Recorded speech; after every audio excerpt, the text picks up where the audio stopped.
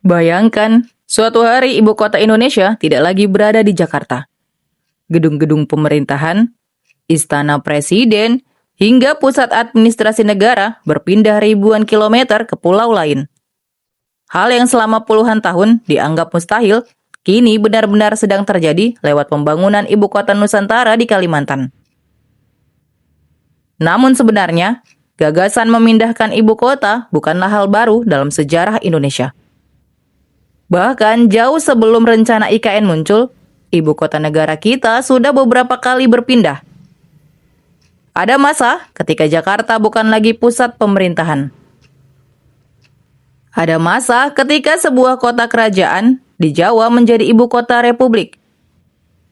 Bahkan ada masa ketika sebuah kota sejuk di dataran tinggi direncanakan menjadi pusat pemerintahan karena dianggap lebih sehat daripada kota pesisir yang panas. Perjalanan ibu kota Indonesia ternyata penuh dengan cerita politik, perencanaan besar, hingga mimpi masa depan yang belum semuanya terwujud. Halo historian. Assalamualaikum warahmatullahi wabarakatuh. Yuk belajar sejarah.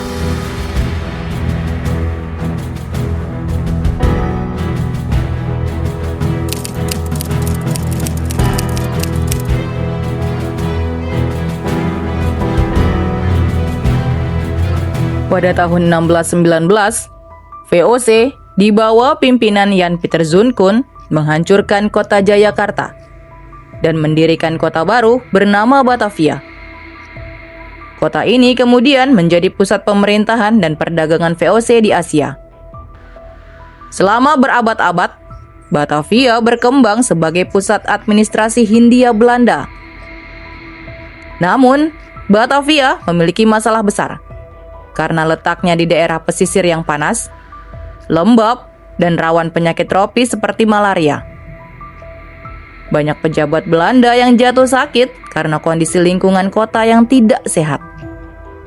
Oleh karena itu, sejak abad ke-19, pemerintahan kolonial mulai mencari wilayah yang lebih sejuk di dataran tinggi untuk pusat pemerintahan yang baru.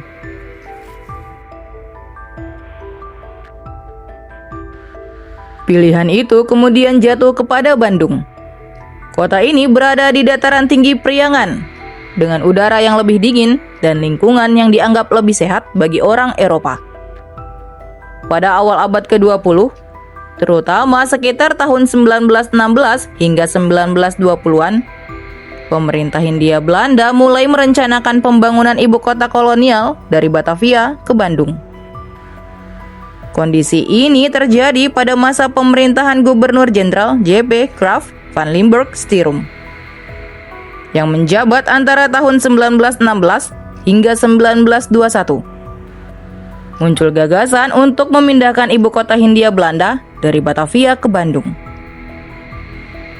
Gagasan ini berawal dari hasil penelitian tentang kesehatan lingkungan kota-kota pesisir di Pulau Jawa yang dilakukan oleh H.F. Tilema, seorang ahli kesehatan lingkungan yang bertugas di Semarang.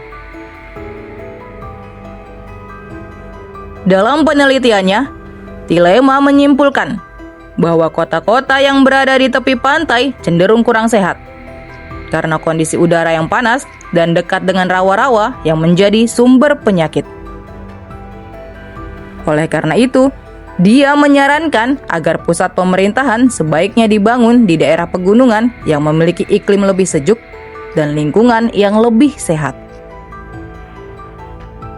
Dalam rekomendasi akhirnya, Tilema mengusulkan agar Bandung dipilih sebagai ibu kota baru Hindia Belanda untuk menggantikan Batavia. Usulan ini kemudian mendapat dukungan dari J. Klopper, rektor pertama Bandungse Technische Hogeschool, yang kini dikenal sebagai Institut Teknologi Bandung.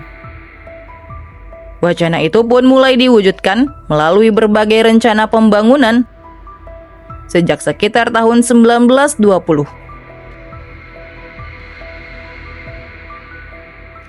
Ketika Bandung mulai dirancang sebagai calon ibu kota baru, pemerintah kolonial menunjuk seorang perwira zeni militer yang sebelumnya terlibat dalam pembangunan kota Cimahi, yaitu Victor Louis Slors untuk merancang tata kota Bandung secara menyeluruh. Dalam prosesnya, Slors kemudian meminta tim arsitek di bawah divisinya yang dipimpin oleh Johann Gerber untuk merancang kompleks pemerintahan besar yang dikenal sebagai Government Beethoven. Tim arsitek tersebut beranggotakan beberapa perancang, termasuk Dero dan Gen Hendricks, yang sebelumnya juga pernah terlibat dalam perancangan gedung Balai Kota Bandung. Sebagai bagian dari rencana pemindahan ibu kota ini, berbagai bangunan pemerintahan mulai dibangun di Bandung. Salah satu yang paling terkenal adalah Gedung Sate, yang pembangunannya dimulai pada tahun 1920 sebagai kantor Departemen Pekerjaan Umum Hindia Belanda. Bandung bahkan dirancang sebagai kota administratif modern dengan tata ruang yang rapi, jalan-jalan lebar, dan kawasan pemerintahan yang terpusat. Kota ini juga mendapat julukan Paris Van Java atau Parisnya Jawa, karena iklimnya yang sejuk dan keindahan alamnya. Jika rencana itu berjalan sepenuhnya, Bandung kemungkinan besar akan menjadi ibu kota Hindia Belanda pada tahun itu. Namun, rencana besar tersebut akhirnya tidak pernah sepenuhnya terwujud. Krisis ekonomi dunia pada tahun 1930-an dan situasi politik yang semakin tidak stabil membuat proyek pemindahan ibu kota ke Bandung terhenti.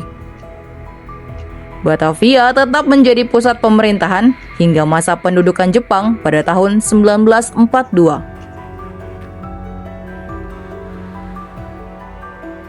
Ketika Jepang menduduki Hindia Belanda pada tahun 1942, nama Batavia diubah menjadi Jakarta.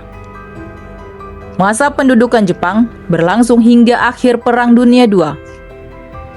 Setelah Jepang menyerah kepada sekutu pada tahun 1945, para pemimpin Indonesia memanfaatkan momentum tersebut untuk memproklamasikan kemerdekaan.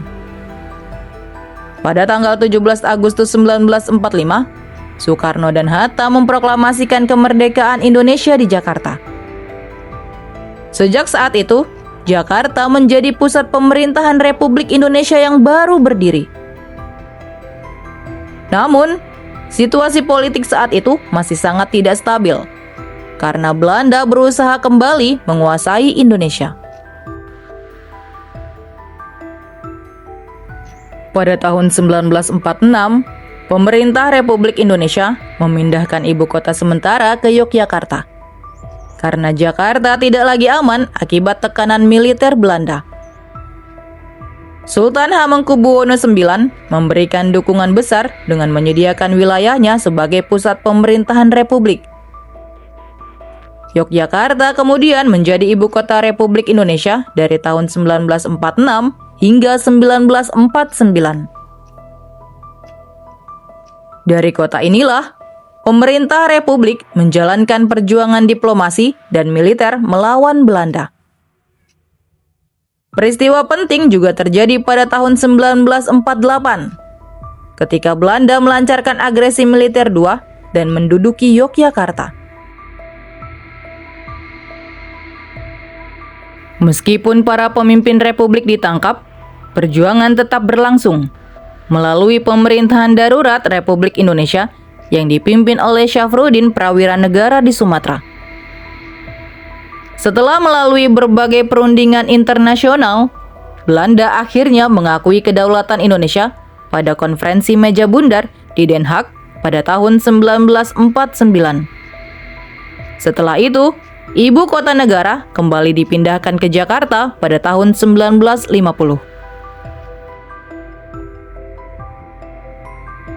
Pada masa pemerintahan Presiden Soekarno, Jakarta mengalami transformasi besar. Kota ini dibangun menjadi simbol kebanggaan bangsa yang baru merdeka. Pada awal 1960-an, berbagai proyek monumental didirikan, seperti Monumen Nasional, Stadion Gelora Bung Karno, dan berbagai gedung pemerintahan serta jalan utama. Namun seiring waktu, Jakarta menghadapi berbagai tantangan besar sebagai ibu kota negara. Pertumbuhan penduduk yang sangat cepat menyebabkan kemacetan, polusi, banjir, dan tekanan besar terhadap lingkungan kota. Hal inilah yang memunculkan gagasan pemindahan ibu kota dari Jakarta ke kota lain.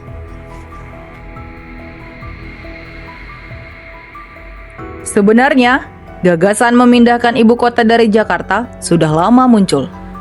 Bahkan Presiden Soekarno pada tahun 1957 pernah mengusulkan Palangkaraya di Kalimantan Tengah sebagai calon ibu kota baru Indonesia. Karena lokasinya dianggap lebih strategis di tengah wilayah Nusantara.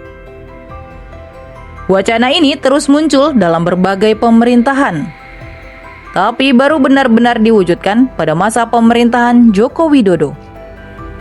Pada tahun 2019, pemerintah secara resmi mengumumkan rencana pemindahan ibu kota negara dari Jakarta ke Kalimantan Timur. Lokasi yang dipilih berada di wilayah Kabupaten Penajam Pasir Utara dan sebagian Kabupaten Kutai Kertanegara. Kemudian pada tanggal 18 Januari 2022, pemerintah bersama DPR mengesahkan Undang-Undang Ibu Kota Negara yang menetapkan nama ibu kota baru sebagai Ibu Kota Nusantara atau IKN. Pembangunan IKN mulai dilakukan secara bertahap sejak tahun 2022. Kota ini dirancang sebagai pusat pemerintahan modern dengan konsep kota hijau yang memadukan teknologi, keberlanjutan lingkungan, dan tata kota masa depan. Pemindahan ibu kota ini diharapkan dapat mengurangi beban Jakarta, sekaligus mendorong pemerataan pembangunan di luar Pulau Jawa. Selain itu, langkah ini juga dianggap sebagai strategi jangka panjang untuk mempersiapkan Indonesia menghadapi tantangan abad ke-21. Perjalanan ibu kota Indonesia menunjukkan bahwa pusat pemerintahan suatu negara dapat berubah mengikuti perkembangan zaman. Dari Batavia pada masa kolonial, Bandung yang sempat direncanakan menjadi pusat pemerintahan karena iklimnya yang sejuk, Yogyakarta sebagai ibu kota perjuangan, Jakarta setelah kemerdekaan, hingga rencana pembangunan ibu kota Nusantara di Kalimantan Timur.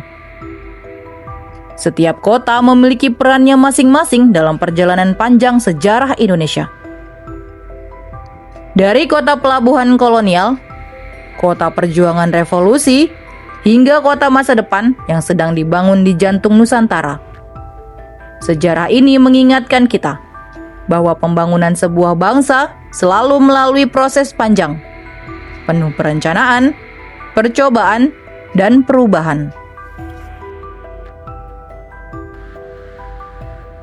Itu tadi sejarah panjang rencana pemindahan ibu kota di Indonesia. Semoga video tadi bermanfaat dan menambah pengetahuan kita tentang sejarah Indonesia, karena sejarah adalah guru kehidupan. Sampai jumpa di video selanjutnya.